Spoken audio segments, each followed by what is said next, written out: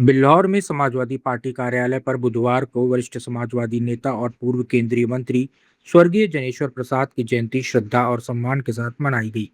इस अवसर पर आयोजित श्रद्धांजलि सभा में पार्टी नेताओं और कार्यकर्ताओं ने उनके चित्र पर माल्यार्पण कर पुष्पांजलि अर्पित की और उनके बताए समाजवादी सिद्धांतों पर चलने का संकल्प लिया। समाजवादी पार्टी के पूर्व जिला अध्यक्ष निर्भय सिंह यादव ने कहा कि जनेश्वर प्रसाद ने अपना पूरा जीवन गरीबों, किसानों, मजदूरों, पिछड़े और वंचित वर्ग के अधिकारों की लड़ाई के लिए समर्पित किया। उनका सादा जीवन, ईमानदार राजनीति और जनसेवा का भाव आज भी समाजवादी कार्यकर्ताओं के लिए प्रेरणा का स्रोत है। उन्होंने नई पीढ़ी से उनके आदर्शों को अपनाकर समाज हित में कार्य करने का आह्वान किया। वहीं समाजवादी युवजन सभा के प्रदेश सचिव आशीष यादव ने कहा कि जनेश्वर प्रसाद केवल एक नेता नहीं बल्कि समाजवादी आंदोलन की मजबूत पहचान थे। उन्होंने युवाओं से समाजवादी विचारधारा को गांव-गांव तक पहुंचाने और सामाजिक न्याय, समानता तथा लोकतांत्रिक मूल्यों की रक्षा के लिए सक्रिय भूमिका निभाने की अपील की। कार्यक्रम में मौजूद नेताओं ने कहा कि जनेश्वर प्रसाद का राजनीतिक जीवन सादगी, संघर्ष और जनसेवा का प्रतीक रहा है। उनके योगदान को कभी भुलाया नहीं जा सकता। एक साहब रेल मंत्री बने। रेल मंत्री के सामान्य डिब्बों में हमेशा सफ़र करते थे। ज़्यादातर उत्तर प्रदेश के दौरे रहते थे। इलाहाबाद यूनिवर्सिटी छात्र संघ अध्यक्ष रहे। इलाहाबाद उनकी कर्मभूमि थी। इलाहाबाद, बनारस, कानपुर, लखनऊ ने आना था तो जनरल डिब्बे पर वो हमेशा बैठ के आते थे। लोहे के, जब वो लकड़ी के पटरी वाले बेंचें थीं जिनमें गद्दा फॉर्म नहीं होता था, तो अधिकारियों से कहा कि फर्स्ट क्लास में गद्दे रहते, सेकेंड क्लास में गद्दे रहते, स्लीपर में गद्दे रहते। जो सामान्य स्लीपर है, सामान्य डिब्बे हैं, इनमें लकड़ी की जो आप फंटी लगाए हो उससे बड़ी तकलीफ़ होती है। हम उसी से जाते हैं। हमने देखा है कि वो गुस्ती है, उसमें चद्दर भी नहीं बिछा पाओ, बिछ जाओ तो उसमें अंदर चली जाती है दराज में। उन्हीं का एक था। अधिकारियों को सोचना पड़ा कि हमारा रेल मंत्री हमेशा जनरल डिब्बे पे जाता है तो वहाँ पर उसके कम से कम उन सीटों की गद्दी फार्म वाली लगाई जाए। तब से ये चलन हुआ कि आपको हर सीट पर फार्म वाली गद्दी मिलने लगी।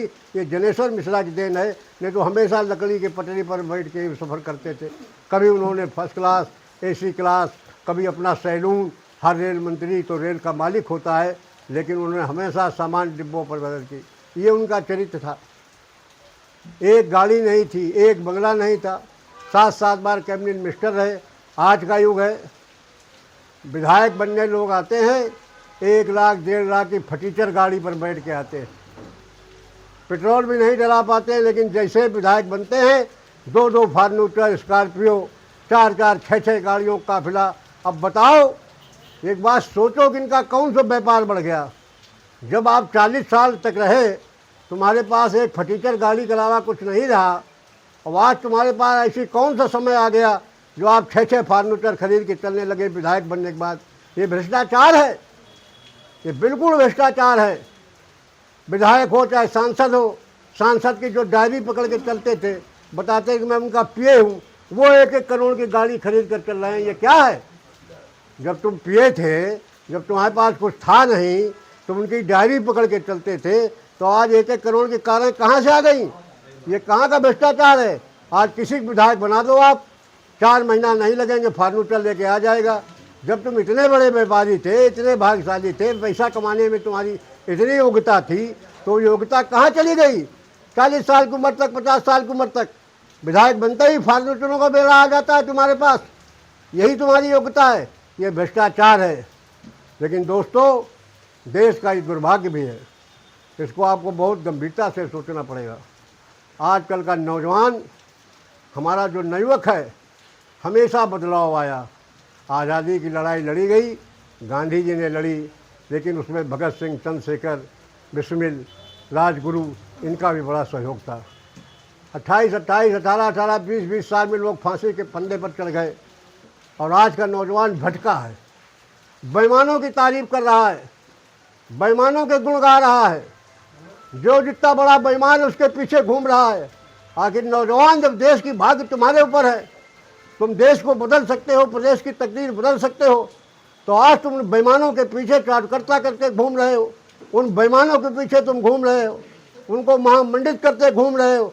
आज किसी भी नौजवान से बात कर लो, किसी न किसी बेईमान नेता को महामंडित करते हुए और उसकी तारीफ करते मिलेगा। उसके पास 4 गाड़ी है, उसके आप ऑफिस में चले जाओ, इतना फर्स्ट क्लास बनाया है। अरे यार, ये बेईमानों को कब तक महामंडित करोगे? अपना तो सोचो, तुम्हारा जीवन काहे के लिए हुआ है? तुम्हारा जन्म इन बेईमानों का गुणगान करने के लिए हुआ है। और अपने लिए करोगे, अपने लिए सोचोगे, अपने समाज के लिए सोचोगे, अपने देश के लिए सोचोगे, अपने प्रदेश के लिए सोचोगे, अपने गांव के लिए सोचोगे, इसको सोचोगे। अरे नौजवानों, कि तुम इन बेईमानों के ही महामंडित करते घूमोगे, इन बेईमानों के ही तुम तारीफ करते घूमोगे।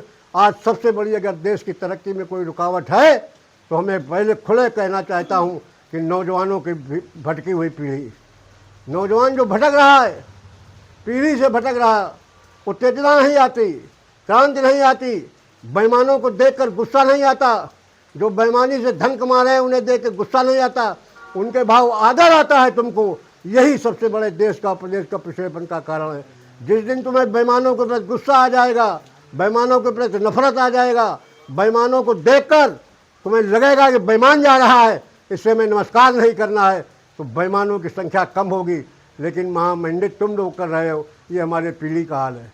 आज जनेश्वर जैसे नेताओं की जयंती मनाने का जो मौका मिल रहा है, दोस्तों ये बताइए आप, 7 बार कैबिनेट मिनिस्टर, MP, राज्यसभा सदस्य, लोहिया जी के शिष्य थे। लोहिया जी कहते थे कि अगर सड़कें सूनी हो जाएंगी तो संसद आवारा हो जाएगी, इसलिए सड़कों पर निकलो, सड़कों पर शोर मचाओ, सड़कों पर हल्ला बोलो।